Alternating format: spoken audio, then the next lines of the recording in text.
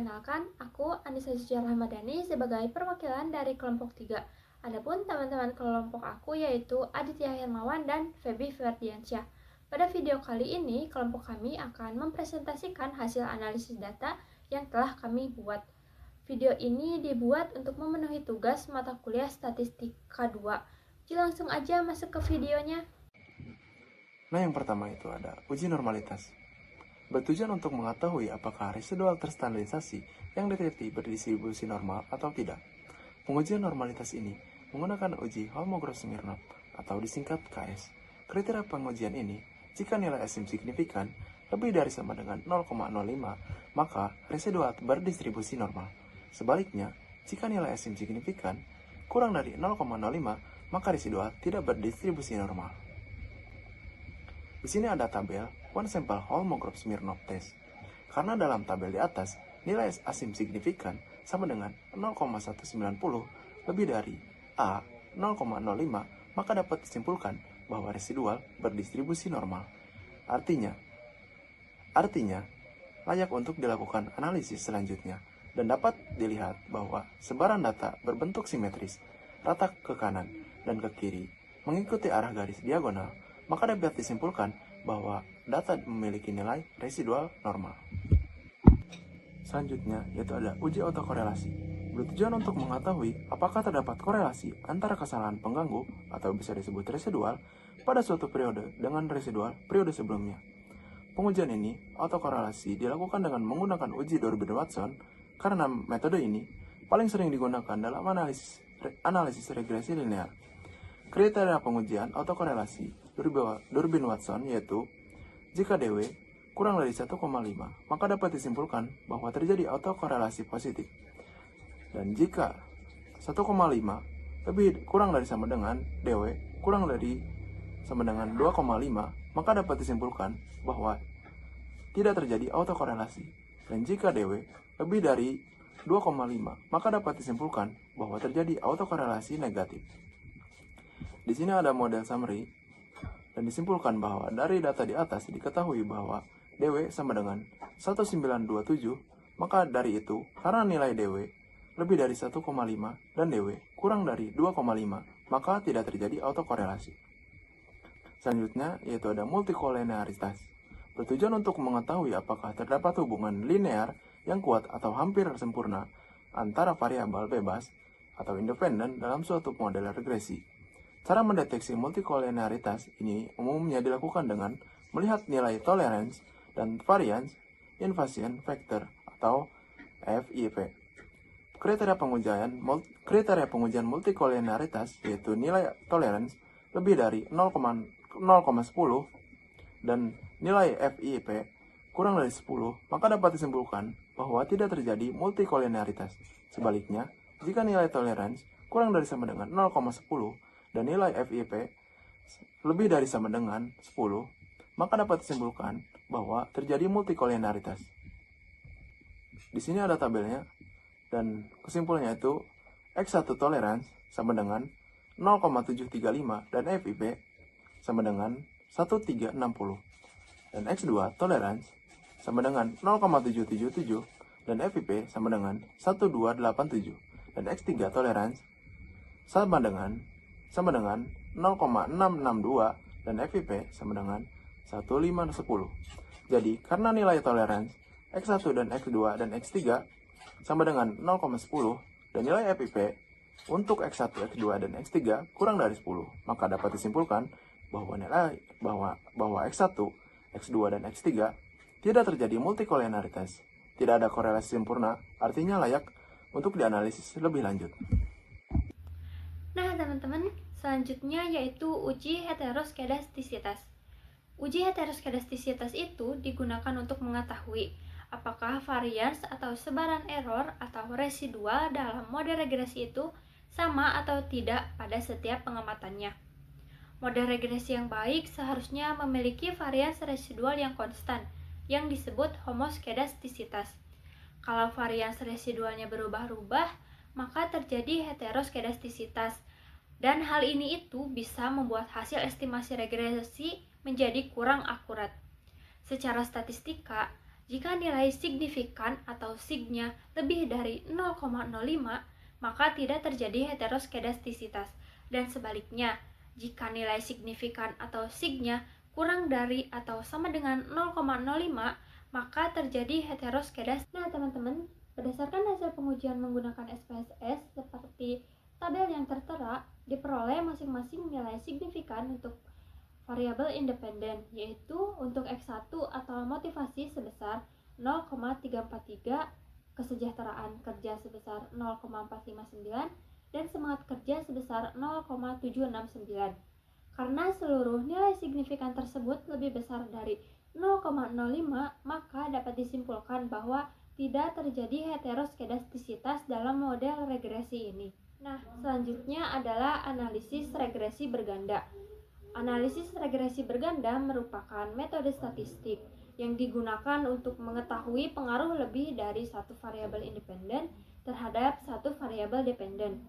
Analisis ini digunakan ketika suatu variabel dipengaruhi oleh beberapa faktor secara bersamaan, sehingga tidak cukup hanya menggunakan regresi sederhana.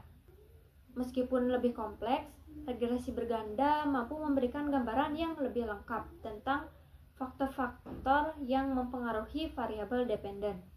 Persamaan regresi berganda secara umum dapat dituliskan sebagai Y sama dengan A ditambah B1X1 ditambah B2X2 ditambah BNXN dan ditambah E, yang artinya Y adalah variabel dependen, A adalah konstanta, B1, B2, dan Bn adalah koefisien regresi, X1, X2, sampai Xn adalah variabel independen, dan E adalah error atau residual. Berdasarkan hasil analisis regresi berganda dengan menggunakan SPSS seperti tabel yang tertera di atas ini, diperoleh persamaan regresi sebagai berikut. Y sama dengan 73,176 ditambah 0,180 X1 ditambah 0,330 X2 ditambah 0,305 X3. Dari persamaan tersebut dapat dijelaskan sebagai berikut. Nilai konstanta sebesar 73,176 menunjukkan bahwa jika motivasi, kesejahteraan kerja, dan semangat kerja bernilai 0, maka kinerja pegawai tetap bernilai positif. Yang kedua, koefisien regresi motivasi sebesar 0,180, yang artinya motivasi berpengaruh positif terhadap kinerja pegawai. Semakin tinggi motivasi, maka kinerja pegawai cenderung meningkat. Yang ketiga, koefisien regresi kesejahteraan kerja sebesar 0,330, yang berarti kesejahteraan kerja memiliki pengaruh positif yang cukup kuat terhadap kinerja pegawai. Selanjutnya, koefisien regresi semangat kerja sebesar 0,305 menunjukkan bahwa semangat kerja juga berpengaruh positif terhadap kinerja pegawai. Dengan demikian, dapat disimpulkan bahwa motivasi, kesejahteraan kerja, dan semangat kerja secara bersama-sama memiliki pengaruh positif terhadap kinerja pegawai. Baik, di sini saya akan menjelaskan bagian selanjutnya, yaitu analisis koefisien determinasi. Analisis koefisien determinasi adalah bagian dari analisis regresi yang digunakan untuk mengukur seberapa baik model regresi menjelaskan variabel dependen. Koefisien determinasi biasanya dilambangkan dengan R2 atau R kuadrat, atau dalam Inggrisnya R square. R kuadrat berada pada rentang 0 sampai 1. Nilai R kuadrat yang mendekati 1 menunjukkan bahwa variabel independen memiliki kemampuan besar dalam menjalankan variasi variabel dependen. Sedangkan nilai R kuadrat yang mendekati 0 menunjukkan kemampuan variabel independen dalam menjelaskan variabel dependen sangat terbatas. Nah, yang pertama itu pengaruh parsial. Dalam pengaruh parsial ada rumus yang dipakai, yaitu KD sama dengan R kuadrat dikali 100%. Nah, berdasarkan tabel yang ada, untuk motivasi, R kuadratnya itu 0,379 dikuadratkan dikali 100%. Hasilnya sama dengan 14,36%. Berarti besarnya pengaruh motivasi terhadap kinerja pegawai yaitu sebesar 14,36%. Yang kedua yaitu kesejahteraan kerja. R kuadratnya 0,482 kuadrat dikali 100%, hasilnya 23,23%. Besarnya pengaruh kesejahteraan kerja terhadap kinerja pegawai yaitu sebesar 23,23%. Nah, yang ketiga itu semangat kerja. R kuadratnya itu sama dengan 0,476 dikuadratkan dikali 100%, yang hasilnya sama dengan 22,65%. Besarnya pengaruh semangat kerja terhadap kinerja pegawai yaitu sebesar 22,65%. Dari ketiga variabel tersebut dapat disimpulkan bahwa kesejahteraan kerja memiliki pengaruh parsial paling besar, diikuti oleh semangat kerja dan motivasi terhadap kinerja pegawai. Nah, selanjutnya kita lihat ada tabel pengaruh simultan. Berdasarkan tabel di atas diketahui bahwa nilai R adalah 0,575 atau dalam persentase 57,5%. Hal ini menunjukkan bahwa X1, X2, dan X3 secara simultan memiliki pengaruh sebesar 57,5% terhadap kinerja pegawai. Sisanya sebesar 42,5% dipengaruhi oleh faktor-faktor lain yang tidak dimasukkan dalam penelitian ini. Nah, selanjutnya ada uji hipotesis. Uji hipotesis merupakan suatu prosedur statistik yang digunakan untuk menguji kebenaran, dugaan, atau pernyataan sementara, atau sering disebut juga hipotesis, berdasarkan data sampel. Hipotesis yang diuji bersifat sementara karena kebenarannya masih perlu dibuktikan. Pengambilan keputusan dalam uji hipotesis itu ada dua, yaitu jika nilai uji statistik berada dalam penerimaan, maka hipotesis 0 atau yang sering juga dituliskan dengan H0 diterima. Dan jika nilai uji statistik berada di daerah penolakan, maka hipotesis 0 ditolak. Lihat selanjutnya ada tabel uji parsial dengan uji T. Kita lihat nilai motivasi signifikannya berada di angka 0,19. Kesejahteraan kerjanya nilai signifikannya 0,004, dan juga semangat kerja nilai signifikannya adalah 0,022. Maka dari hasil yang didapatkan, nilai X1 sama dengan 0,195 yang lebih besar daripada 0,05, sehingga hipotesis 0 diterima dan hipotesis alternatif ditolak.